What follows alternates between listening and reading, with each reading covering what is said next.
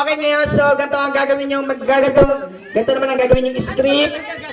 Sasabihin mo sa kanya, bakit ngayon ka lang?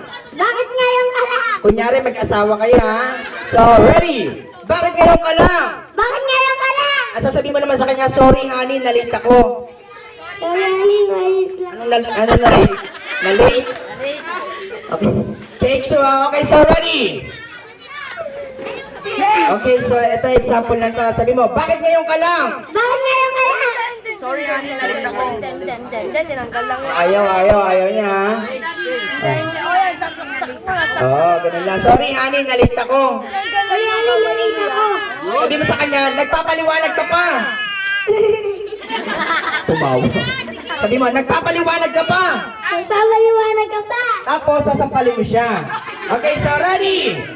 Action! Bakit ngayon ka lang? Bakit ngayon ka lang? Sorry, honey, na-late ako. Sorry, honey, wait ako. Nagpapaliwanag ka pa. Nagpapaliwanag. Sampalin mo. Okay, pair number 1 yan, ha? Mahina, wala. Okay, next, pair number 2. Ito. Okay, ano pangalan mo? Alayma! Ikaw! Joma! Ano? Joma! Hello. Ayan, okay, so ready ka na? Joma! Ready ka na ba? Opo! Sino favorite mong artista? May pakaw! Manny Pacquiao. Okay, ikaw!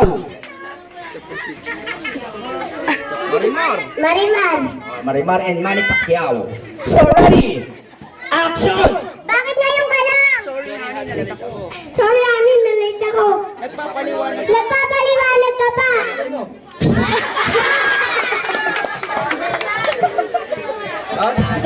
Nanalo na to. Number 3! Oh, ito. Wow. Kilala ko to. Sino yan? Bentong. Bentong. Ano ka? Ano pangalan mo? Angel. Reniel eh. Ikaw? Chini. Ano, Jeannie? Chini. Okay, so ready? Sino favorite mong artista? Gordy. So,